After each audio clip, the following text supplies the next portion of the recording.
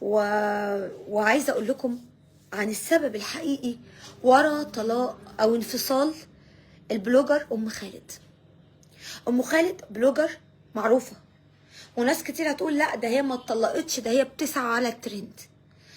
عايزه اقول لكم ان ام خالد يعني ناس كتير قوي عارفاها، مفيش حد ما يعرفهاش تقريبا، لان فعلا هي ليها قاعده جماهيريه كبيره. اختلفنا اتفقنا مع اللي بتعمله، مع اللي بتقوله، مع اكلها الساعه 2 3 الفجر، مع تعاملها مع ابنها. المهم ان في ناس كتير قوي بتعرف ام خالد. كلنا كده لقيناها طالعه لايف بتقول فيه وهي بتعمل اللانش بوكس لابنها ان النصيب اتقطع بينها وبين زوجها، وانها مش ناويه تكمل معاه، وان كل واحد فيهم هيروح لحاله، ان هي كمان هتشوف شقه عشان تنقل فيها. تمام.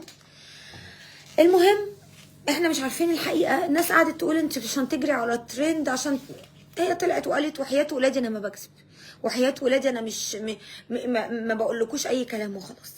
لكن انا عارفه ام خالد اتطلقت ليه، وهقول لكم ام خالد انفصلت ليه او خلاص ماشيه في خطوات الانفصال ليه.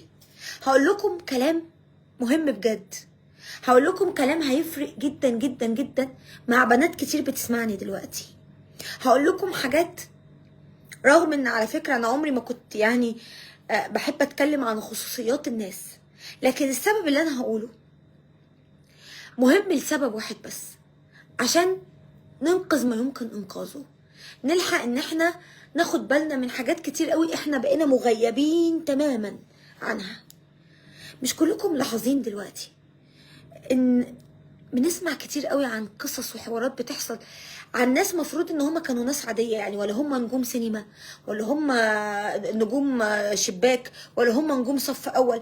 يعني كنا دايما زمان كده شوية لو رجعنا كان كل اللي شاغل بالنا بيبقى نجوم السينما، فلان طلق فلانة، فلان عمل، فلان معرفش ايه، كان ده اللي شاغلنا. دلوقتي البلوجر، وما أدراك الكلمة دي. الكلمة دي على فكرة يا جماعة بقت سبب انهيار وخراب بيوت ناس، حتى مش المشاهير، ناس غير المشاهير. أم خالد بتنفصل بسبب لعنة السوشيال ميديا. أم خالد بتنفصل بسبب حياة البلوجر اللي خربت بيوت بنات كتير جدا، اللي بجد دمرت بنات كتير جدا، اللي خلت بنات كتير جدا بجد بتقارن حياتها بحياة الناس البلوجر. عايزه اقول لكم ان البلوجر دلوقتي بقت حياتهم عالم من السحر، عالم بيخطف الانظار، افراحهم، خروجاتهم، فسحهم، هدومهم، لبسهم، اكلهم.